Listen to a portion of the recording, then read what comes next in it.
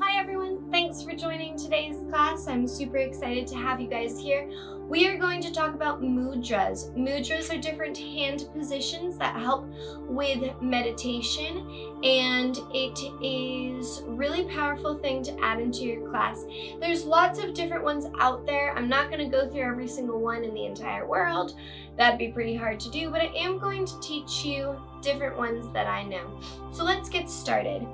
If you are in temples, or if you have little deities in your house, I have a Nishimha, I have a Krishna and Radharani, I have a Damodar, things of this nature.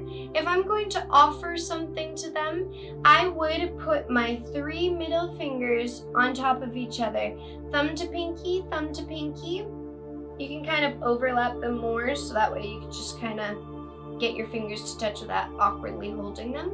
And you would put them on top of the paraphernalia that you're going to offer them. If you're going to offer them incense, if you're going to offer them a stick of Palo Santo or a smudging stick, or things of that nature that you really want to hold sacred to, you put your fingers like this over the items. That's also if you're going to bless your food or something and you want to bless it to a deity, you could do this as well, which is, a nice practice to do.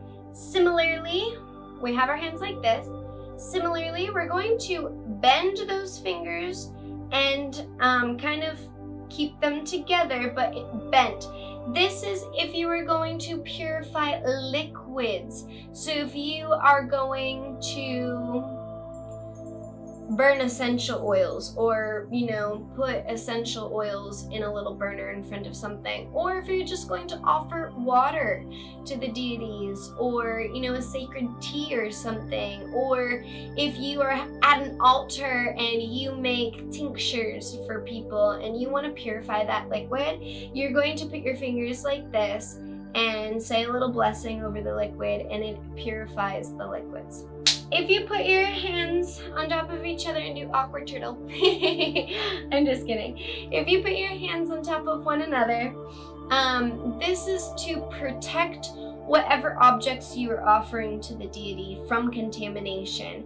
So if you make room sprays and you've just done this and you've offered it to the deity and now you want to sell it to people, you want to put your hands like this, and it will protect it from any contaminants getting into there.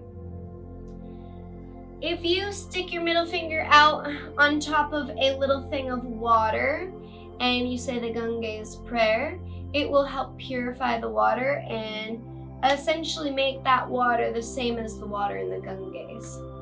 If you have your fingers closed together, so this was protecting it from contamination. If you close those fingers, you are now using this to invoke mantras. They're really sacred mantras, like the Gayatri mantra. The next mudra we are going to do, we're going to have closed fists. We're going to put fingers together, put the thumbs together, and this is a mudra that is showing your devotion and offering yourself as a portion of the adoration to the deity, and asking also God or Krishna or the universe or whatever higher power that you speak to, that you are close to Krishna. So this is a really powerful one, and you could do that in any meditative place. You could just sit with your hands like this, and that's also offering yourself to them of pure bhakti service, devotional service. Having your hands with your thumbs together and your fingers splayed open is asking Krishna for blessings, to be blessed. So this is a really good thing to do if you are trying to envision a project like I am, or if you just want to be blessed in a certain way, just bring your hands up. This mudra is for the goddess Durga Devi as well as Shiva. By putting your hands up, it's also to say stop. By doing this mudra, you are you were saying stop, but you're saying stop to fear. You're trying to cut away fear. So while you have your hand up like this, reflect on all of the faces of fear and imagine Durga to be cutting all of those away. When you have your hand down, you'll often see it in Lakshmi's photos. She'll have her hand down. It's to ask for mercy or forgiveness, and it is some that go with the chakras. You can have your hands like this. You can have your hands pointed outward. All right, guys, those are some of the mudras that I know and that I have found at certain periods of my life to be really powerful and energetic for me.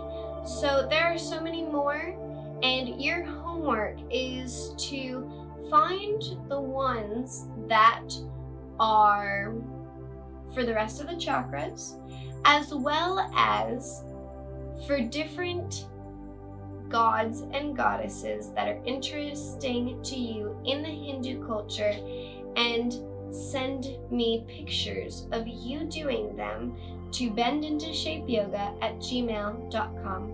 And with the photos, you're going to do a little write-up of what that name is and what it means. Okay? Thank you, namaste, and have a good day.